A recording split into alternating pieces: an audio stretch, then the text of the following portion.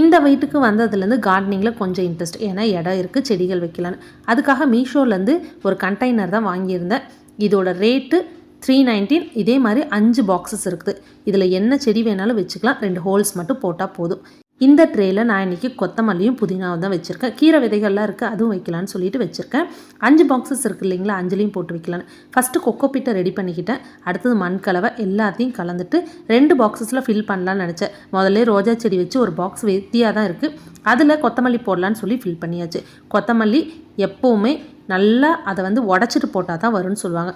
புதினா முதல்ல நான் தண்ணியில் வச்சு வேர் விட்டு வந்திருந்து, அதை ஃபஸ்ட்டு வச்சுட்டு அடுத்தது கொத்தமல்லியை வச்சேன்.